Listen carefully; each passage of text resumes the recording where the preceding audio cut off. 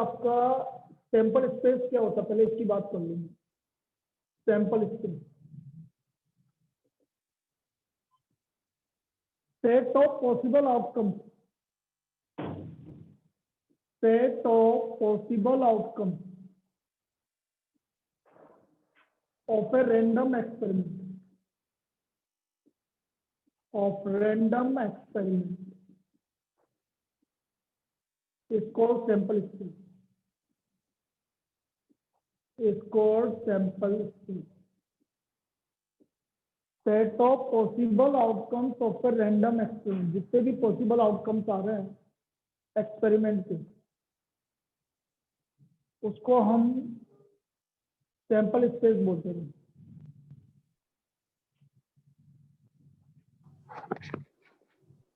Set of possible outcomes of a random experiment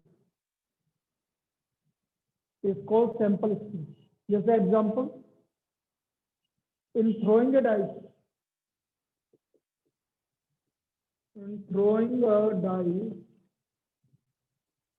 sample space क्या हुआ? 1 2 3 4 5 6। इसके number of sample space मतलब NS, N मतलब number of sample space, number of element in sample space कितना हो गया? 6। तो इसका सैंपल स्पेस आ गया 1 2 3 4 5 6। ये हमारा इसका सैंपल स्पेस आ गया। तो set of possible outcomes of a random experiment is called sample space. इसको हम सैंपल स्पेस बोलेंगे। तो जरूरी नहीं है हर एक का सैंपल स्पेस लिखना है, आपको तो ये पता होना चाहिए कितने एलिमेंट्स आ रहे हैं। जैसे एग्जांपल, मैंने एक कॉइन को टॉस किया, तो नंबर ऑफ सैंपल स्पेस कितने होंगे उसके अंदर? सैंपल स्पेस में एलिमेंट 2 होंगे। तो एक कॉइन को टॉस करने पर टोटल केस कितने आएंगे? 2। अच्छा, 2 कॉइन को टॉस करने पर 4, 4, 3 कॉइन को टॉस करने पर 6, बहुत बढ़िया, तुम सब ग्रेट होगा। 8 याद नहीं कहाँ होता है हमें। 8 आएंगे भाई, 6 कैसे आ जाएंगे? हैं 6 कैसे आएंगे? 2 इंटू 2 इंटू 2 भाई, 3 बार टॉस कर रहे हो तो 2 इंटू 2 इंटू 2। 4 बार टॉस करोगे तो 2 multiplied by 2 multiplied by 2 multiplied by 2। Good afternoon. तो जितने नंबर ऑफ, भाई ऐसा नहीं है कि आपको प्लस करना, प्लस नहीं करना है। नंबर ऑफ सैंपल से आपका, जैसे आपने बोला कोइन इज टॉस 3 टाइम्स या कोइन इज टॉस 4 टाइम्स,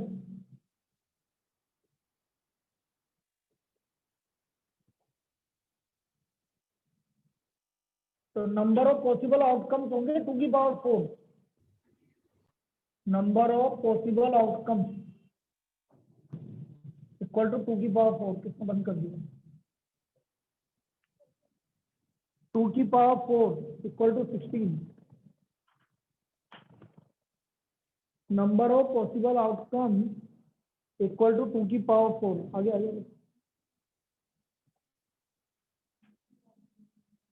तो 2 की पावर 4 16 हो गया भाई नंबर ऑफ पॉसिबल आउटकम। तो यदि हम किसी भी, भाई तो यहाँ पर आपको ये चीज ध्यान रखनी है भाई, 8 नहीं होगा। 3 बार टॉस किया तो 2 की पावर 3 8, 4 बार टॉस किया तो 2 की पावर 4 16, 5 बार टॉस किया तो 2 की पावर 5 32। अच्छा, एक बार डाइस को थ्रो किया तो 6, 2 बार थ्रो करेंगे तो 36, 6 की पावर 2। ऐसे बोलो ज्यादा अच्छा लगेगा, 6 की पावर 2। 3 बार डाइस को थ्रो करेंगे तो 6 की पावर 3। 6 की पावर 3। तो ये आपके पॉसिबल आउटकम्स होंगे। ठीक है, अभी इसके बारे में बात करेंगे बिल्कुल आराम से, लेकिन अभी हम सिर्फ सैंपल स्पेस की बात कर रहे हैं।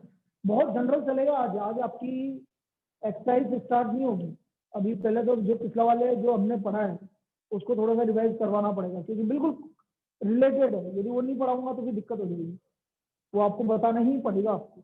ये अब मैं यहाँ पर आता हूँ mutually exclusive outcome. Mutually exclusive outcome,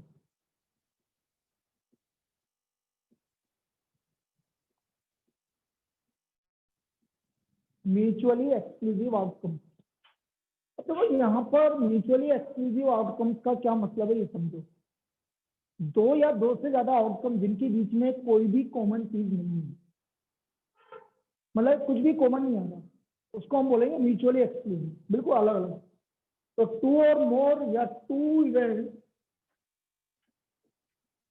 events A and B are said to be mutually exclusive. Mutually exclusive. Good afternoon.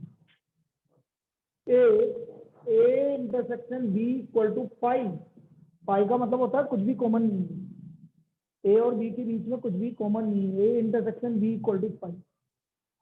या बोले number of element in A intersection B, या हम तो प्रोबेबिलिटी की बात कर रहे हैं तो probability of A intersection B equal to 0, क्योंकि हम प्रोबेबिलिटी की बात कर रहे हैं। P मतलब प्रोबेबिलिटी, तो A और B के कॉमन की प्रोबेबिलिटी हमेशा कॉमन, इंटरसेक्शन मतलब कॉमन, तो A और B के कॉमन की प्रोबेबिलिटी आपकी क्या होगी, 0 होगी। तो हम उसको म्यूचुअली एक्सक्लूसिव आउटकम बोलेंगे। अभी एग्जांपल देके समझा रहे हैं, म्यूचुअली एक्सक्लूसिव आउटकम्स बोलेंगे। जैसे for example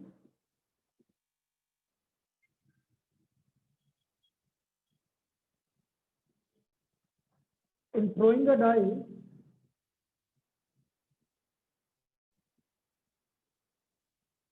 let event A getting odd number, event B getting even number। हमने एक डाइस को थ्रो किया, ए इवेंट है हमारा गेटिंग ओड नंबर और बी इवेंट है हमारा गेटिंग इवन नंबर। अब यदि ओड नंबर आ रहा है बेटा, इवेंट ए क्या हो गया आपका 135 एक बार थ्रो करने पर, और इवेंट बी क्या हो गया आपका 246। तो मुझे बताइए कि ए और बी के बीच में कुछ कॉमन है क्या? तो ये बोला, तो ये म्यूचुअली एक्सक्लूसिव इवेंट बोलेंगे। अब इसकी डेफिनेशन की यदि मैं बात करूं तो सिंपल सी डेफिनेशन समझना मैं क्या बोल रहा हूँ। टू और more events are said to be mutually exclusive. पहले सुन लो फिर लिखवा दूंगा। दो या दो से ज्यादा इवेंट म्यूचुअली एक्सक्लूसिव कब होंगे? If occurrence of one prevents the occurrence of all other.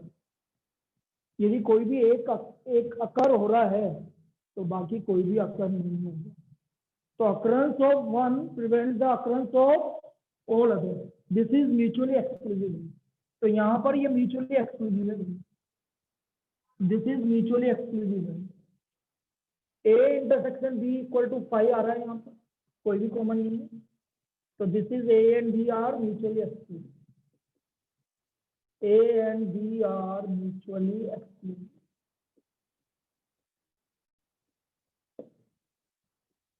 Star mark करेंगे, देखो अकरेंस ऑफ वन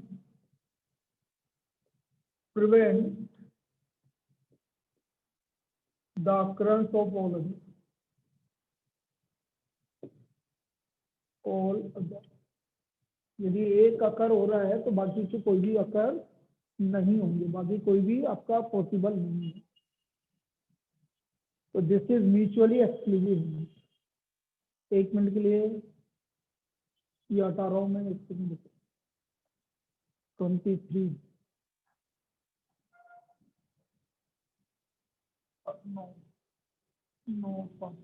14 37 चार जने मैथ दिशा सर मैं हूँ। आ गई क्या? अच्छा Yes. मैथ दिशा चिन्मय राहुल है। चलो ये दोनों ही दिख रहे हैं अभी, तो बाकी से दो ढूंढेंगे।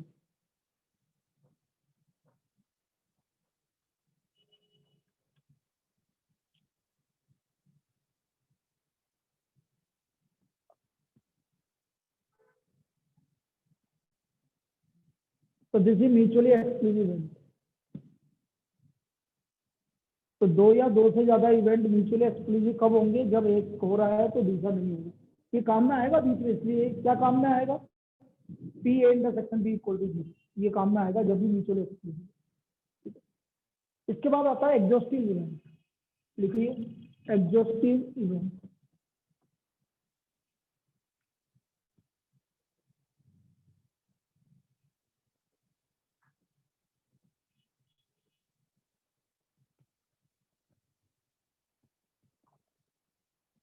Exhaustive event, two or more events are said to be exhaustive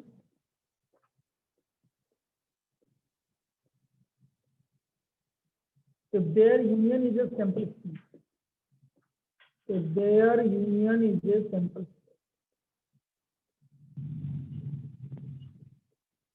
जैसे फॉर एग्जाम्पल प्रीवियस एग्जाम्पल में ए यूनियन बी आपका सैंपल स्पेस आ रहा है, पिछले वाले एग्जाम्पल में ए और बी का यूनियन सैंपल स्पेस आ रहा है, देख लीजिए 1 2 3 4 5 6। भाई डैश को थ्रो करने पे क्या आएगा, 1 2 3 4 5 6 आ रहा है, तो यहाँ पर ए और बी क्या है आपके एग्जॉस्टिव इवेंट, इसको हम एग्जॉस्टिव इवेंट बोलते हैं। Clear, this is called exhaustive event. तो दो या दो से ज्यादा इवेंट एग्जॉस्टिव कब होंगे, जब इनका यूनियन एक सैंपल स्पेस होगा। या आप बोले P A union B, maximum probability कितनी होती है 1। 1 पी ए यूनियन बी किसके इक्वल आ जाएगा, 1 के इक्वल आ जाएगा। तो हमारा ये एग्जॉस्टिव इवेंट है।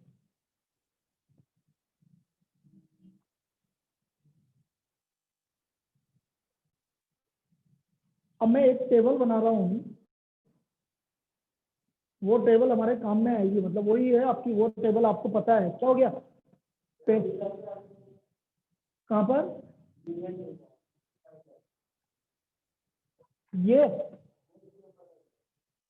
Union sample space. एक टेबल बनाइए, वो टेबल क्या है जो आपने क्लास 11 में पढ़ा है, पूरा उसके बारे में, क्योंकि भाई सेट यहाँ पर जो प्रोबेबिलिटी है वो सेट से रिलेटेड है, और सेट के जब तक फॉर्मूले पता नहीं होंगे तब तक फिर कोई भी दिक्कत वाली बात, इसलिए मैं उस पूरी टेबल में आपको सेट के फॉर्मूले और प्रोबेबिलिटी में क्या वैल्यू होती है वो देता हूँ। तो ये आपका टेबल इंपॉर्टेंट है, लिख लीजिए, बना लीजिए। इसमें 3 कॉलम बनाएंगे,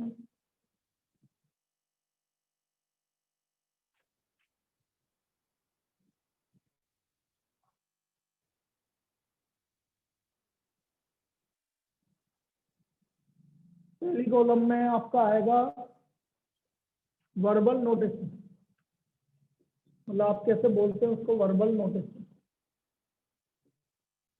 फिर यहाँ पर आएगा सेट थ्योरेटिक नोटेशन, सेट में आप किस तरह से रिप्रेजेंट करते हैं।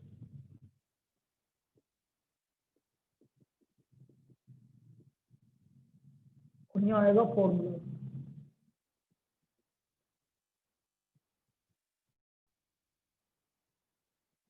पहला नोट है, बताए नोट ए को कैसे डिनोट करते हैं, ए डेज से डिनोट करोगे या तो हाँ ए बार, ए बार ए डेज या ए बार। और यदि मेरे को इसकी प्रोबेबिलिटी निकालनी है पी ए बार या पी ए डेज, तो 1 माइनस पी। कभी भी किसी को बार निकालना हो तो हमेशा 1 माइनस। तो ये हमारा पहला फॉर्मूला हो गया 1 माइनस पी। नोट ए डेज A bar P A bar equal to 1 minus P A. किसी भी इवेंट के नहीं होने की प्रोबेबिलिटी 1 माइनस उसके होने की प्रोबेबिलिटी। फिर आएगा आपका ए एंड बी, एंड को किससे डिनोट करते हैं, इंटरसेक्शन से। और पी ए इंटरसेक्शन बी, अभी तो मैं यही बोलूंगा 0, कब, if A and B are mutually exclusive, mutually exclusive. भाई अभी तक तो मुझे यही पता है, अब जब हम स्टार्ट करेंगे 12th के टॉपिक तब पता लगेगा आगे क्या क्या है। तो अभी तो हम यही बात करेंगे कि A and B are mutually exclusive. तो P A intersection B equal to 0 if A and B are mutually exclusive.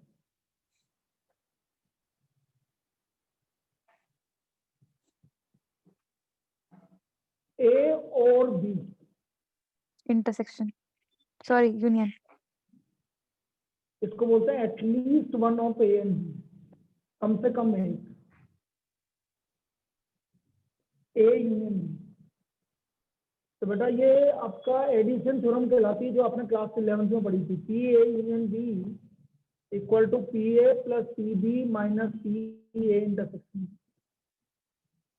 P A union B, ये formula addition theorem on probability. P A union B equal to P A plus P B minus P A intersection B, addition theorem on probability.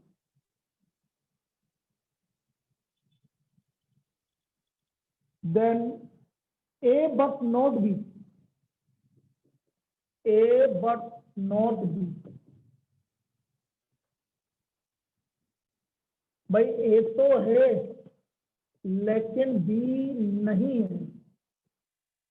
A and not B, इसका मतलब यही हुआ। A but not B का मतलब क्या हुआ? A and not B। तो A and का मतलब इंटरसेक्शन, not B का मतलब B बार। इसको या तो A इंटरसेक्शन B बार से डिनोट करो, A माइनस बी से डिनोट करो, एक ही बात।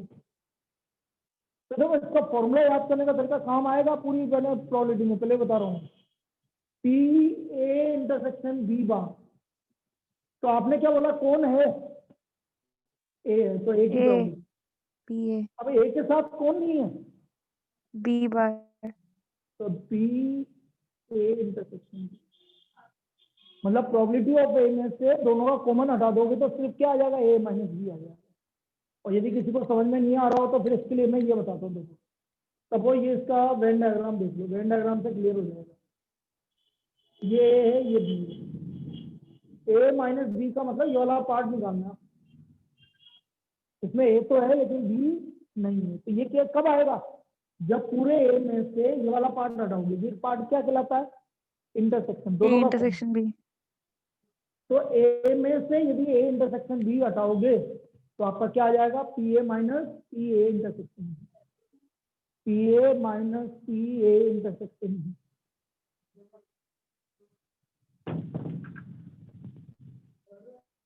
तो ये आ गया आपका A but not B, A but not B. A तो है लेकिन बी नहीं है। इसी तरह इसका उल्टा बी बट नॉट है, तो बी इंटरसेक्शन ए बार या बी माइनस ए, तो पी बी इंटरसेक्शन ए बार मतलब बी तो है लेकिन बी के साथ कौन नहीं है? ए नहीं है, तो पी ए इंटरसेक्शन, तो P B minus P A intersection, ये आ गया बी बट नॉट है।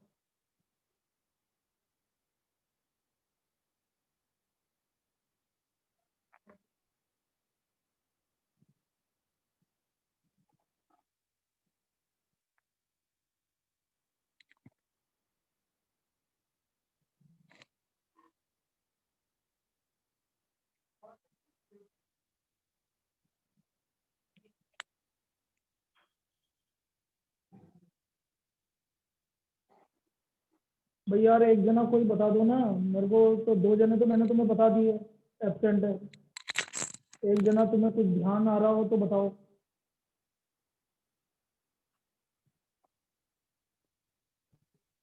सर मैं रिंकल के साथ हूँ वैदेही।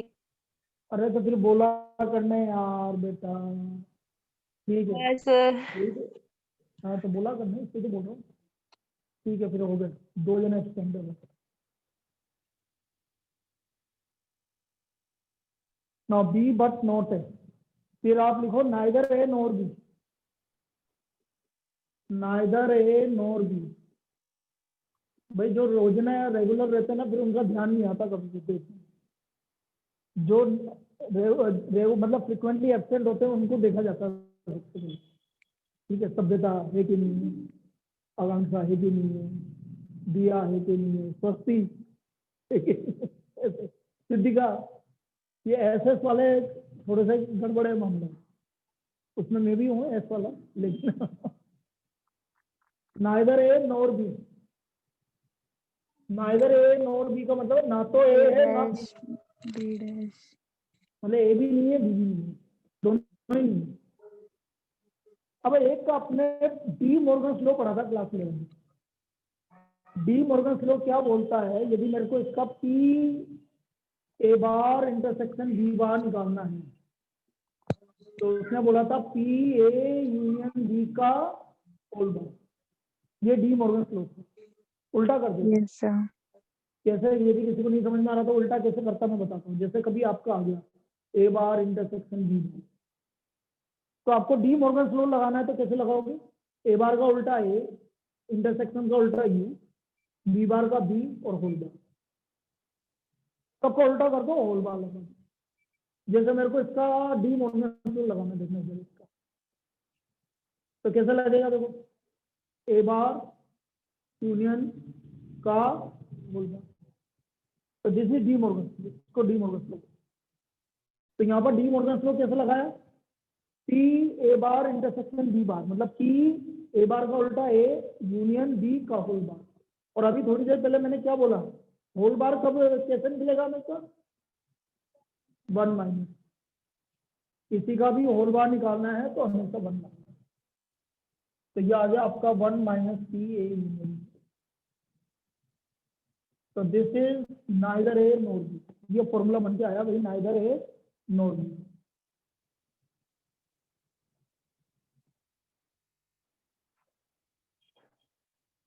फिर लास्ट फॉर्मूला नॉट ए और नॉट बी, नॉट ए और नॉट बी, या तो ए नहीं है या बी नहीं है। नॉट ए मतलब ए बार, और मतलब यूनियन, तो बी बार, तो ए बार यूनियन बी सर बार।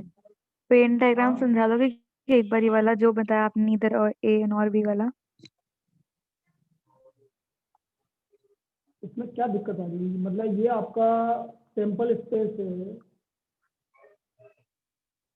ये आपका ये है, ए और बी। अब ए बार भी नहीं है, ऊपर वाले की बात कर रहा हूँ, नाइदर है नॉर बी मतलब बाहर वाला पार्ट, ये वाला पार्ट, दोनों में से कोई भी नहीं है, यस सर। ना तो ए नहीं है ना बी नहीं है, तो ए और बी दोनों नहीं है, तो बाहर वाला पार्ट। हाँ हाँ आ गया आ गया। अच्छा इससे निकालो, ए यूनियन बी हाँ अंदर वाला पार्ट आ गया, तो हाँ उसका बाहर निकालना है, मतलब पूरे में से इसको हटा दो, पूरे में से बीच इसको हटा देंगे। वाले हाँ ठीक है सर। नोट ए और नोट बी, इसमें भी डी मॉर्गन लॉ लगाएंगे। देखो P A bar union B bar equal to P A intersection B का और 1 minus P A intersection B का होल बार और 1 माइनस पी ए इंटरसेक्शन। तो ये टेबल है। अब ये टेबल आपके लिए इसलिए इम्पोर्टेंट है क्योंकि सारे पूरे उसमें प्रोबेबिलिटी में ये चीजें काम में आएंगी।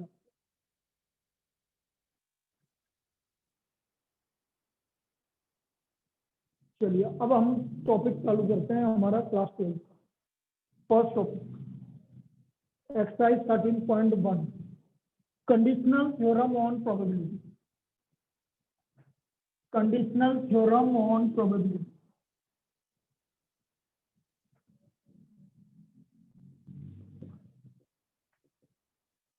पीयूष और पीयूष नहीं, कनिष्क और नीरज, तुम मुझे बताना तुम्हारे और क्या क्या आता है ये 3 के लिए भाई।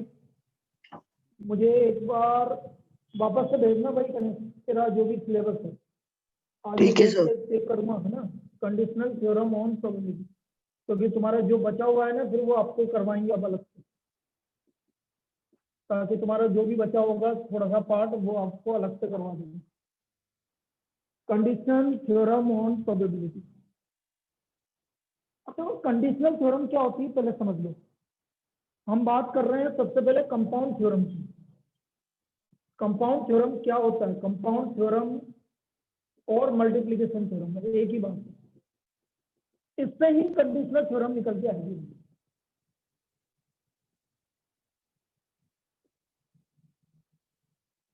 मैं बोल रहा हूँ पी ए एंड बी। अभी आपने बोला एंड का क्या मतलब होता है, इंटरसेक्शन। अब समझिए, मतलब ए भी हो रहा है, बी भी हो रहा है, ए इवेंट भी हो रहा है, बी इवेंट भी हो रहा है। अब पहले कौन हो रहा है ये पता नहीं, तो मैं मान रहा हूँ कि पहले ए हो रहा है, तो मैंने लिख दिया पी ए हो गया। अब किसकी बारी आई, बी, एन, मतलब बी भी हो रहा है इसलिए एन। बी के होने की प्रोबेबिलिटी, जबकि कौन कंप्लीट हो चुका है पहले, ए, ऐसा लिखेंगे बेटा, पहले ए हो गया, फिर उसके बाद किसकी बारी आई, बी की, तो हम इसको लिखेंगे B by A. B by A का मतलब है बी के होने की प्रोबेबिलिटी जबकि ए कंप्लीट हो चुका है। This is P A into P B by. ये हो गया आपका, ए भी हो गया और बी भी हो गया। फिर आप बोलो सर आपने बी बाई ए क्यों लिखा, पी बी लिख देते, नहीं लिख सकता था मैं। उसका रीजन क्या है, एक चीज समझो आप। एक सिंपल सा एग्जांपल बताता हूं मैं आपको। एक बैग है, एक बैग में 3 रेड बॉल है और 5 ब्लू बॉल है। मैंने पहले रेड बॉल निकाली और बाद में ब्लू बॉल निकाली, वापस नहीं डाली, बस निकाल दी। पहले रेड बॉल, तो रेड बॉल कितनी है भाई, सब बोलेंगे 3, 3, टोटल 8, तो रेड बॉल आने की प्रोबेबिलिटी ये होगी। अब क्या निकालना है आपको, ब्लू बॉल। तो ब्लू बॉल कितनी है, फाइव, बॉल है आपकी 5, फाइव, और टोटल 5 ही है। 5,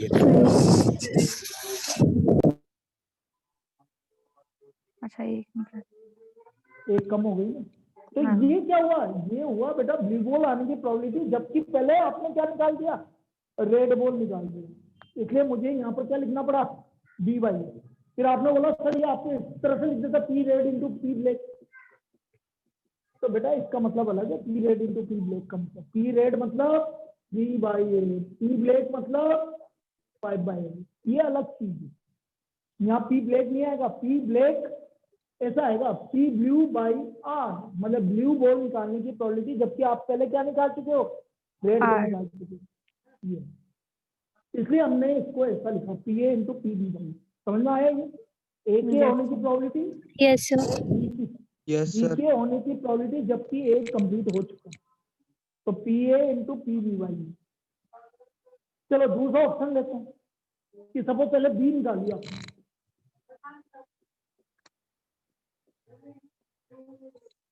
पहले बी निकालिए,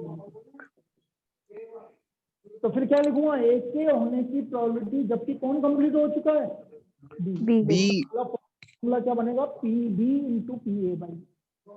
ये कंपाउंड थ्योरम लिख लीजिए, फिर हम कंडीशनल थ्योरम की बात करें।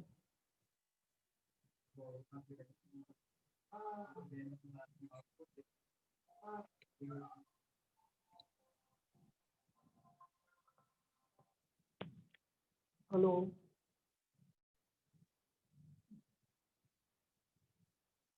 हाँ बेटा बोलो। बेटा आपके पास नंबर नहीं है वहाँ के, लैंडलाइन नंबर है, नहीं लैंडलाइन होगा ना, वो कर लो, दो ढूंढ देता हूँ बेटा। देखो 0744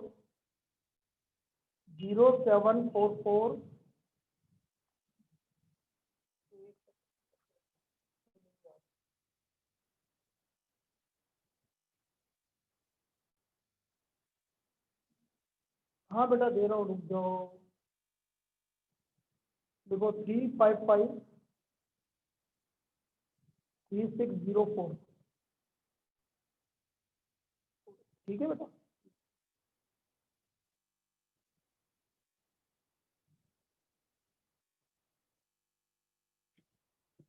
चलिए ये तो था हमारा compound theorem on probability.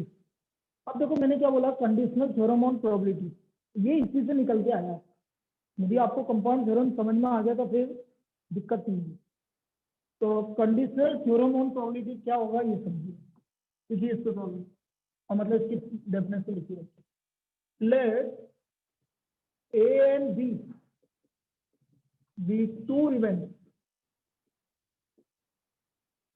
then the probability of event A under the condition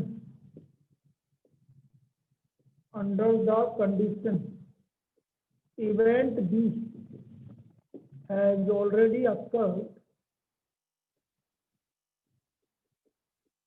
is called conditional probability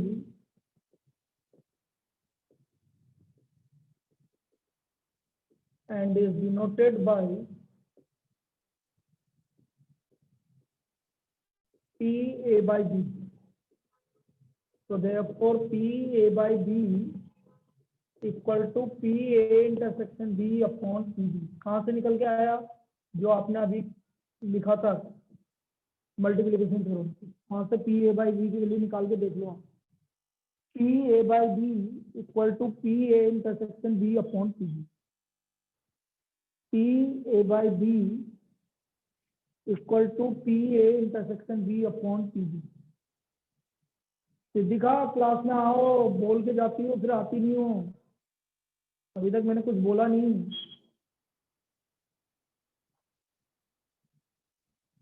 कल से क्लास में आना चालू करो। 12 से 2 लगती है class. PA by B equal to, अरे आवाज नहीं है, ये भी है कि नहीं है? फिर अटेंडेंस लूं क्या? क्या होगा मेरा? आना Yes, sir. ऐसी Yes, sir.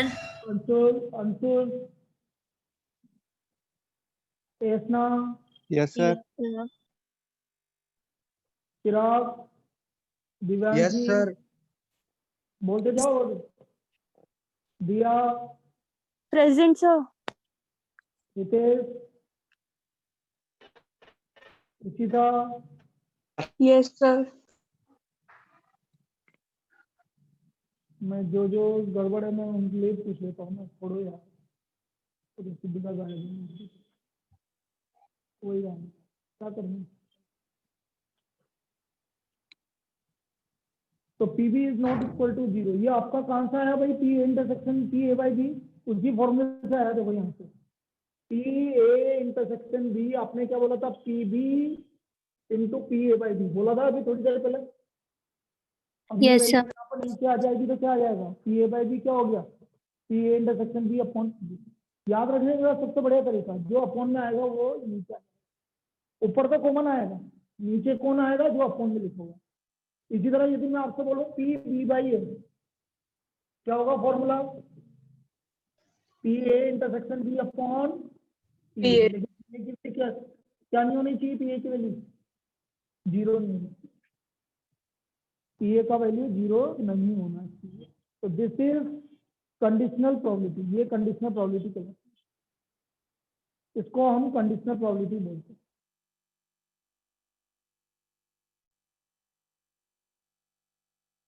PA by B equal to PA intersection B upon PB और PB by A equal to PA intersection B upon PB। This is called conditional theorem on probability.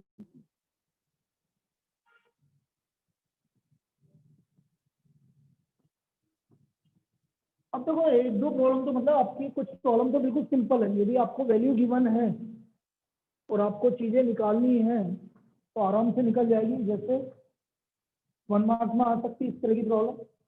जैसे मैं एक problem लेके बता रहा हूँ। If PA equal to 6/11, PA union B equal to 7/11 and PB equal to 5/11.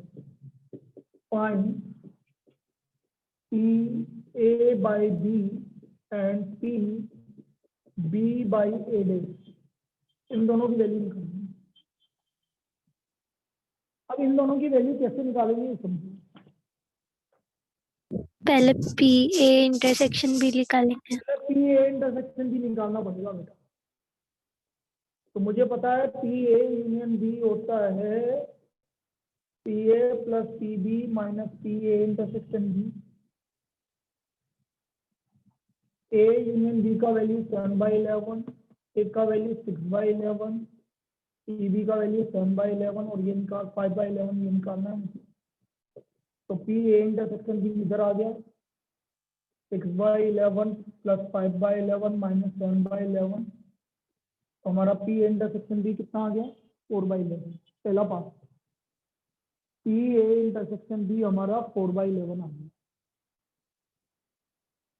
मुझे निकालना है पी ए बाई बी की वैल्यू। ये आ गया P A intersection B upon P B. P A intersection B का वैल्यू आ गया 4/11 और पी बी का वैल्यू है 5/11। तो what is the value of P A by B? कितना आ गया भाई 4/4। ये तो पहला पार्ट आ गया। P A by B equal to P A intersection B upon P B. P A intersection B है हमारा 4/11 और पी बी है 5/11। तो आंसर कितना आ गया 4/5। अब तो वो सेकंड वाला समझना है कि वो क्या बोल रहे हैं।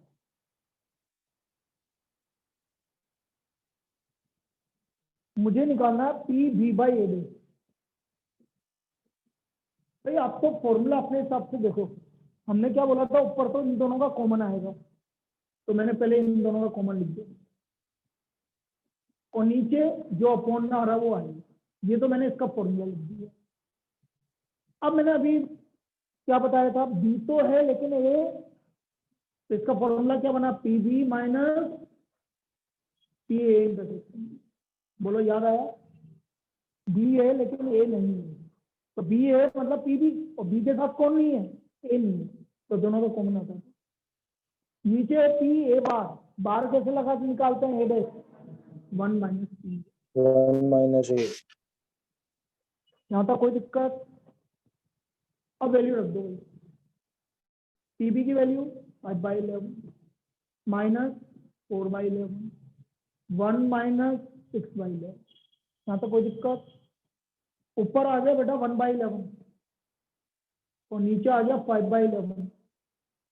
तो what is the value of P B by A dash 1/11 1/5।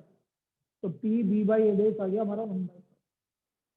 तो इस तरह की प्रॉब्लम आपकी 1 मार्क में आ सकती है। इस तरह की प्रॉब्लम हमारी 1 मार्क में आ सकती है।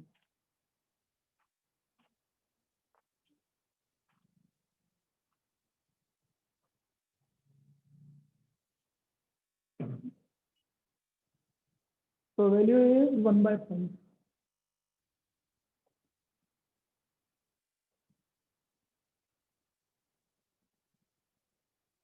अब देखो वो टेबल इसलिए इंपॉर्टेंट थी, आप कोई सा भी फॉर्मूला बना लीजिए सब इसमें आपका एप्लीकेशन, सारे फॉर्मूले इस तरह से काम में होंगे।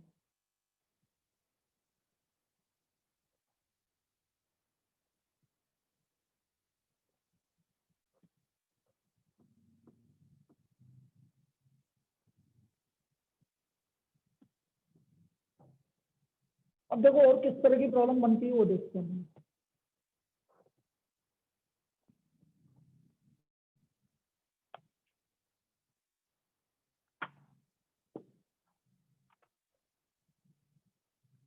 In a school, there are 1,000 students. There are 1,000 students, out of which 430 are girls. It is known that out of 430, 10% of the girls study in class 12. What is the probability that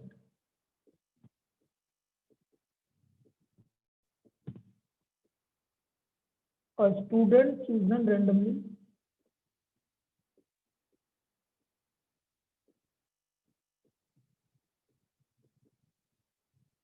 studies in class 12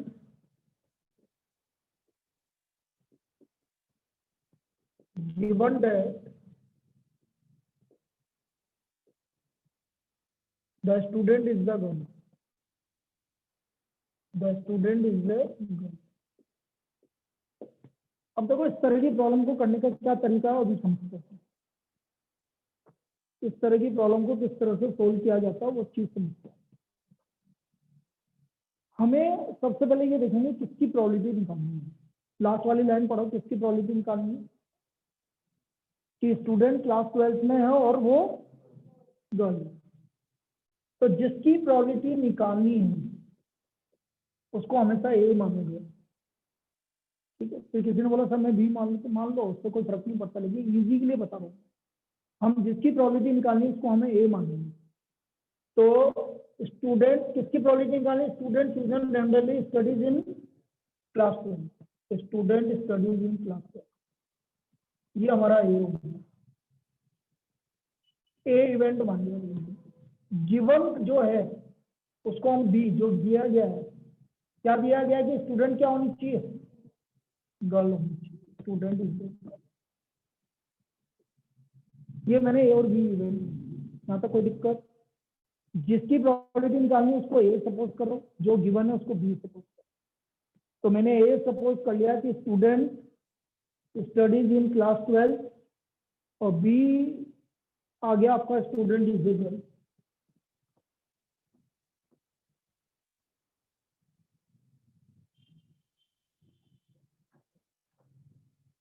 Siddhika, आप पिछले 20 minute से class में नहीं थे,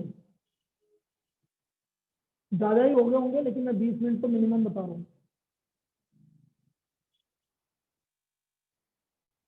मेरी आवाज आ रही है?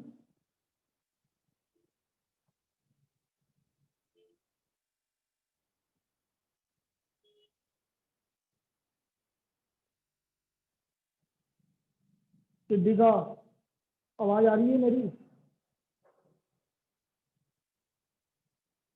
बोलेगी नहीं।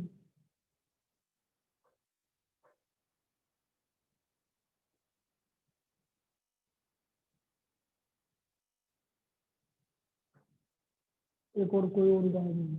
चलो चलो, हम तो बात कर रहे हैं, हम क्यों डिस्टर्ब होंगे अभी इस पे, बाद में क्यों फोन पे बात करेंगे। जो भी स्टूडेंट स्टडीज इन क्लास 12, मैंने बोला ये, और स्टूडेंट इज ए गर्ल।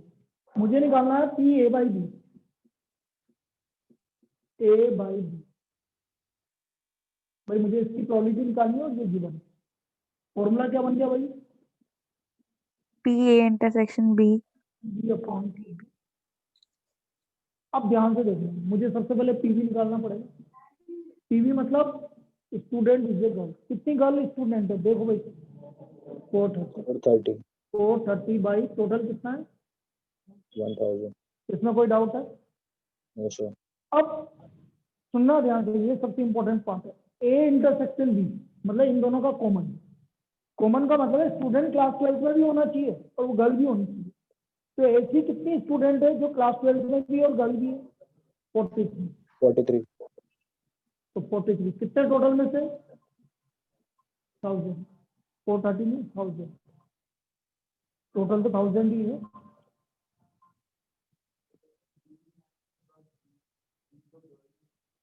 क्या बी लड़कियां कहाँ है? बी ए इंटरसेक्शन बी लिया। ए इंटरसेक्शन बी का मतलब है स्टूडेंट क्लास 12 में भी होनी चाहिए और गर्ल भी होनी चाहिए। बी का मतलब है केवल गर्ल होनी चाहिए, स्टूडेंट क्लास 12 में है कि नहीं उससे ऊपर। सी ए इंटरसेक्शन बी का मतलब है स्टूडेंट क्लास 12 में भी होनी चाहिए और गर्ल भी होनी चाहिए। और पीबी का मतलब ओनली गर्ल होनी चाहिए, वो और कहीं पे भी है। तो पी ए इंटरसेक्शन बी कितने स्टूडेंट है? 10%। 10% 430 का 10% कितना हुआ? 43 डिवाइड बाई 1000 टोटल। तो मुझे निकालना है therefore P A by B. तो ये आ गया 43/1000 अपॉन 430/1000। क्या आ गया आंसर? 0. तो इसकी प्रोबेबिलिटी होगी आपकी 0. अब होता क्या है कि ये वाली प्रोबेबिलिटी देखो, ये तो निकाल लिखने में तो इतना, जैसे 3 मार्क्स का आ गया तो लिखने में तो इतना ही लिखना पड़ेगा, आपको पूरा लिखना है। लेकिन आपका सपोज 1 मार्क्स में आ गया, तो 1 मार्क्स में तो कुछ भी नहीं करने की जरूरत है। देखो ध्यान से समझना, 1 मार्क्स में क्लियर? देखना था किसकी प्रोबेबिलिटी निकालनी? स्टूडेंट स्टडीज इन क्लास 12 और given that student is a girl, तो गर्ल कितनी स्टूडेंट है टोटल? 430। उनमें से कितनी स्टूडेंट क्लास 12 में? 43. ये आ गया आपका PA रही। उसने क्या बोला है? Student studies in class 12 and given that student is a girl, तो गर्ल कितनी है टोटल? 430। उनमें से कितनी गर्ल क्लास 12 में? 43। डायरेक्ट ये भी 1 मार्क्स का, लेकिन ये तो आपको ऐसा पूरा लिखना पड़ेगा। ठीक है, एक और लिखिए next problem.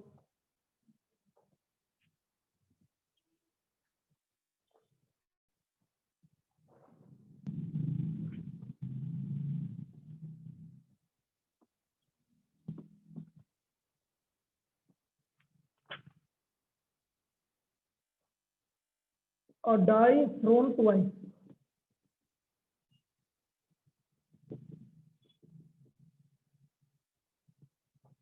And the sum of numbers appearing on them is observed to be 6. Is observed to be 6. What is the conditional probability? What is the conditional probability? The number 4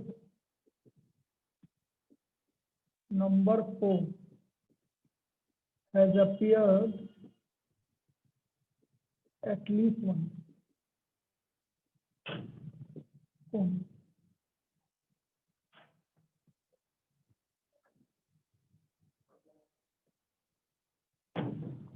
Number 4 has appeared at least once.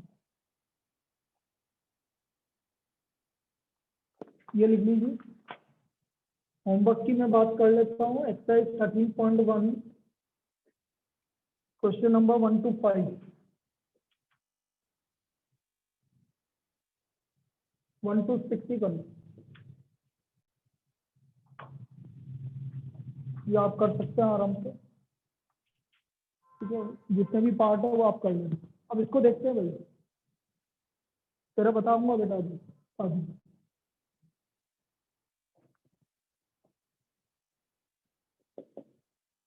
Probability किसकी निकालनी है? Number Number 4 appeared at least at once. least once. Appeared at least once. B 6 है sum. तो बेटा सम 6 कब कब आएगा ये लिख देता हूँ मैं। 1 5 1 5 2 3 4 sorry 2 4. 3 3 4 2 5 1। इन 5 केस में सम 6 आएगा भाई। दोनों नंबर पर सम 6 कब कब आएगा? 1 5 2 4 3 4 2 5 1। मुझे निकालना PA/B, तो PA intersection B upon PB। बोलो PB कितना हो गया? कितनी बार सम 6 आ रहा है? तो सम 6 कितनी बार आ रहा है? 5 5 times. टोटल कितना? 36. तो PB आ गया आपका 5/6। अब ये कौन भाई? अरे कौन तेज पलट रहा है? क्या कर रहा है ये? किसके? अरे किसका चल रहा है ये माइक? A एंड B दोनों को मिला के बोलो। नंबर 4 भी आना चाहिए और सम 6 भी आना चाहिए। तो देखो नंबर 4 कितनी बार आ रहा है? 2 बार। को 2 बार. 2 बार. 2/36। तो therefore PA/B कितना आ गया? 2/, तो इसकी प्रोबेबिलिटी होगी 2/। आया समझ में? तो ये आपकी Yes, sir. probability है। तो कल वही Sir. 12 बजे हम करेंगे। हाँ बेटा दोबारा मैं एक चीज लिए बोल देता हूँ। 12 से 1 वही आपका करेंगे इंक्रीजिंग डिक्रीजिंग, और 1 से 2 इसको आगे कंटिन्यू करेंगे। हाँ बोल देता हूँ। सर वो RBSC का टाइम टेबल आ गया क्या टेस्ट का, एग्जाम्स का? और नहीं आ गया क्या? मेरे को तो मालूम सर नहीं अपना है। 31 रहा को हूँ, बोला है, पूछ। 31 को नहीं, वो इवनिंग में ठीक है। आएगा। आरबी सर, आरबीएससी का पूछ रहा हूँ सर। नहीं नहीं, आरबीएससी का नहीं है। Okay sir.